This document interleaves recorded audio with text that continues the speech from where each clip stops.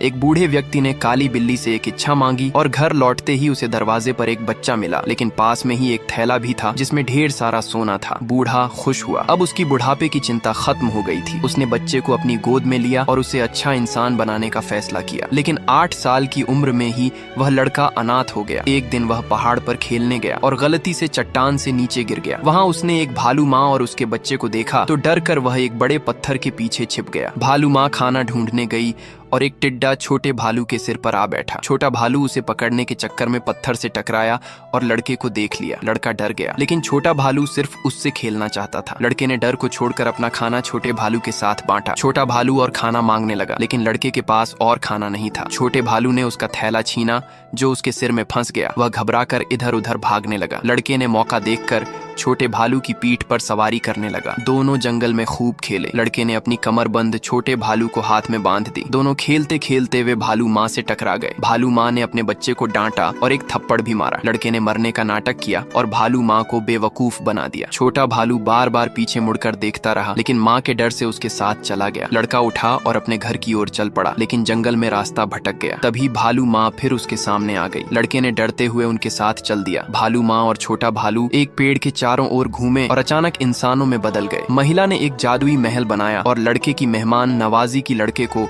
भालू के पंजे खाने की उम्मीद थी, लेकिन मेज पर ऐसा कुछ नहीं था। महिला ने लड़के से उसकी कहानी पूछी तो जब पता चला कि लड़का किसी शिकारी का बेटा नहीं है तो उसने उसे छोड़ने का फैसला किया और घर का रास्ता बताया। अगले दिन लड़का भागकर गांव पहुंचा तो गांव के बच्चे उसका मजाक उड़ाने लगे। लड़के को बहुत बुरा लगा और उसे लगा कि इंसानों से बेहतर तो जानवर हैं। 10 साल बाद लड़का जवान हो गया और एक दिन छोटा भालू शिकारी कुत्तों से भागकर पेड़ पर चढ़ गया। गांव का सरपंच बंदूक लेकर आया, लेकिन लड़के को देखकर गुस्सा हो गया। लड़के ने गुस्से में सरपंच को डराया और वह कुत्तों को लेकर भाग गया। छोटा भालू पेड़ से उतरा और दोनों दोस्त फिर मिले। भालू माँ यानी महिला ने लड़के को अपने घर बुलाया और अपनी बेटी यानी छोटा भालू की जान बचाने के लिए उसका शुक्रिया अदा किया और उसने अपनी बेटी की शादी लड़के से करने की बात की, लेकिन एक शर्त भी रखी कि 1000 का दहेज देना होगा। लड़के ने कहा कि वह अनाथ है और इतना सारा पैसा जुटा नहीं सकता। महिला ने कहा जब भी पैसा हो जाए तब चले आना और इस पेड़ के 2.5 चक्कर लगाना, हम मिल जाएंगे। दोनों को एक दूसरे से प्यार था, लेकिन दहेज की रकम के कारण वे अलग हो गए। लड़का हर दिन मेहनत करके